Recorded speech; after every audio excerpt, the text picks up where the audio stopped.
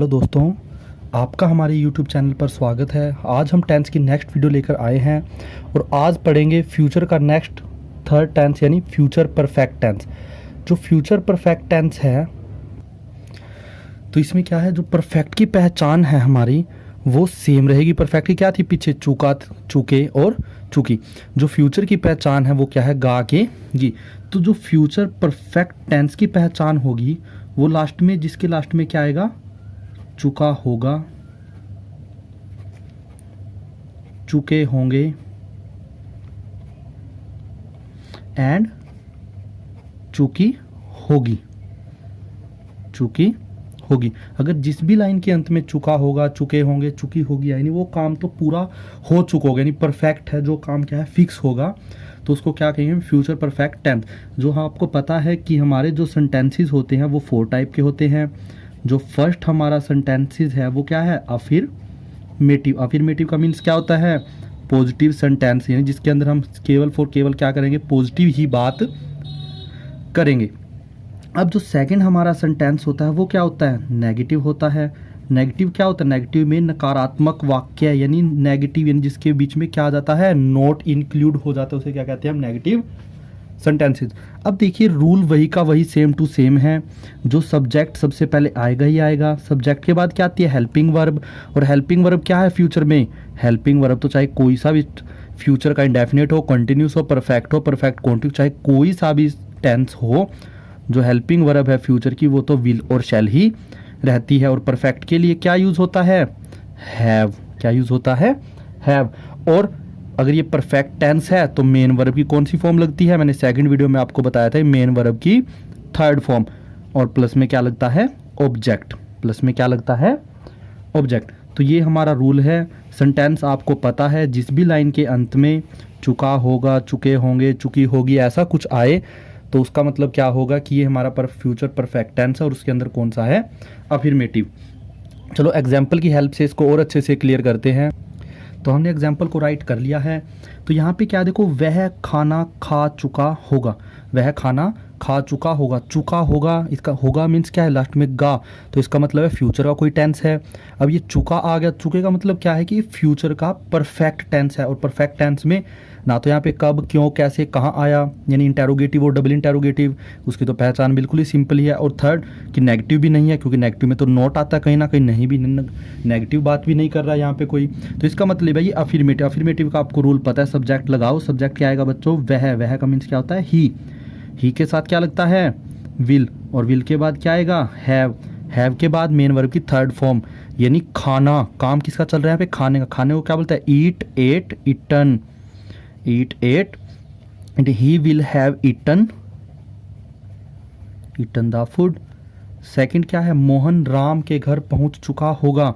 अब सब्जेक्ट कौन है, मोहन, यानी काम तो कौन कर रहा है, मोहन कर रहा है ना, मोहन के बाद विल के बाद हैव के बाद मेन वर्ब की थर्ड फॉर्म, पहुंचने को क्या बोलता है, रीच मीन्स होता है पहुंचना, लेकिन रीच वर्ब की फर्स्ट फॉर्म है। सेकंड फॉर्म है रीच्ड और थर्ड फॉर्म है रीच्ड, यानी मोहन विल हैव रीच्ड कहाँ पे, राम के घर। Mohan will reached at the Ram home, यानी राम के घर पहुंच चुका होगा।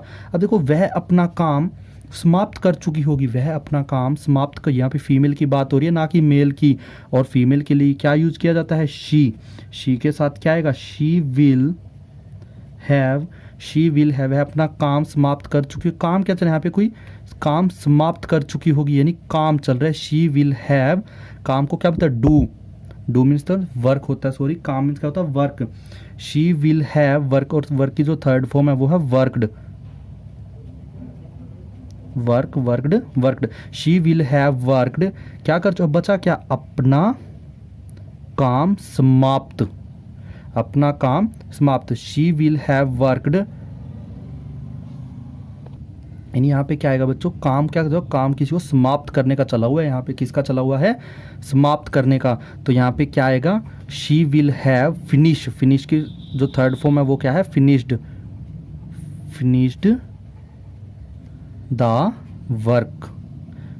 द आवर वर्क, यानी अपना काम वो क्या कर चुकी होगी, फिनिश कर चुकी होगी। अब देखो, अब इसका क्या है, ये तो अफर्मेटिव था, अफर्मेटिव के बाद क्या आएगा, नेगेटिव। नेगेटिव में आपको पता है कि सब्जेक्ट विल शैल, और विल शैल के बाद हेल्पिंग वर्ब के बाद क्या यूज किया जाता है, नॉट। नॉट के बाद क्या आएगा, हैव। हैव के बाद क्या आएगा, मेन वर्ब की थर्ड फॉर्म, और इसके बाद आएगा ऑब्जेक्ट।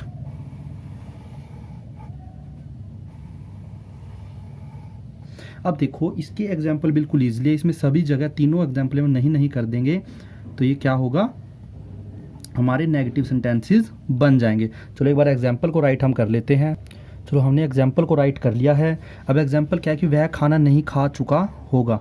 अब इसमें नहीं वर्ड आ गया है, तो अगर ये नहीं होता तो इसका मतलब क्या था कि अफर्मेटिव सेंटेंस है, लेकिन अब नहीं वर्ड और ऐड हो जाने से ये सेंटेंस क्या बन गया, नेगेटिव बन गया है। और उस नेगेटिव बनाते हैं, he will not have eaten the food. He will not have eaten the food. अब वह अपना काम समाप्त नहीं कर चुकी होगी। She will not have finished the our work. यानी कितना आसान था, सिर्फ नहीं ऐड कर देने से, सिर्फ सिंपली हेल्पिंग वर्ब के बाद आप नोट और ऐड कर दोगे तो ये कौन सा सेंटेंस बन जाएगा, हमारा नेगेटिव सेंटेंस। इसी तरह दो सेंटेंसेस और हैं, एक इंटेरोगेटिव और जो फोर्थ है वो हमारा क्या है, डबल इंटेरोगेटिव। एक बार उनको और राइट कर लेते हैं। अब देखो जो इंटेरोगेटिव सेंटेंसेस हैं, इंटेरोगेटिव सेंटेंसेस में हम क्या करते हैं, हेल्पिंग वर्ब को उठा के ना सिंपली आगे ले आते थे, और जो हेल्पिंग वर्ब है वो हमारी क्या है, विल एंड शैल। और विल शैल के बाद क्या आएगा, सब्जेक्ट, और सब्जेक्ट के बाद क्या आएगा हमारा, सब्जेक्ट के बाद हमारा आएगा हैव, और हैव के बाद हमारा क्या आएगा, मेन वर्ब की थर्ड फॉर्म, और प्लस में ऑब्जेक्ट, और एक क्वेश्चन मार्क और जुड़ जाता है। तो ये हमारा कौन सा सेंटेंस का रूल बन जाता है, इंटेरोगेटिव सेंटेंस का रूल बन जाता है। चलो एक बार इसके एग्जाम्पल और राइट कर लेते हैं, फिर आपको और अच्छे से क्लियर होगा। अब हमने एग्जाम्पल को राइट कर लिया है, हम बनाते हैं, क्या वह खाना खा चुका होगा।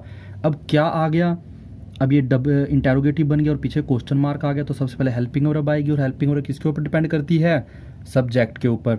और सब्जेक्ट क्या है, वह, तो वह से पहले क्या आता है, विल।